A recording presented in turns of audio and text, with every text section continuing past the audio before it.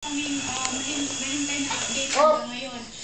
Ayaw kalimtig ko, basta mo dikit na kaya rin dikit pagbubat. Sky, galupat naman. Ay. Sumasagot sa sinasabi nilang hotline. Kahit po sa OWA, sa Liga, sa Security, tinatry po namin tumawag, pero ganun din po wala pong sumasagot sa phone. Okay. Ganito, Jessie, ang may tutulong namin sa iyo, ang Jessie, ha? Pakiiwan mo dyan sa ABS-CBN News Group, sa ABS-CBN Baguio. I-text sa amin dito, iparating ko ang telephone number ng iyong kapatid. At kami ni Ted Pilot bukas na umaga, mas madaling tumawag dyan, madaling araw sa Libya.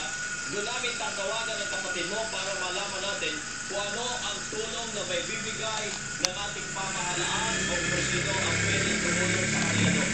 Ano para? Maraming pong salamat, kabayan. Ang panawagan lang po namin sa gobyerno, sana po, dalian po nila ang ng tulong sa O, dila na ka. abang tumatawag every hour po na dumadaan, lalo pong delikado ang buhay ng mga kababayan na natin nasa Libya. Kasama na po yung kapatid ko doon.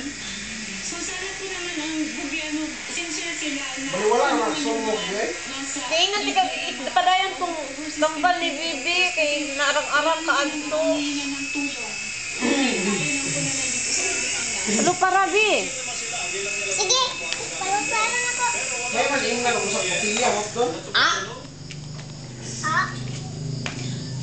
Siya man na ako itanong. Walang tumawag yung kapatid ko. Kumontak daw po yung employer nila, yung Alnar company po. Tinawagan po sila na may sinat daw po silang place kung saan pipick upin yung mga kapatid.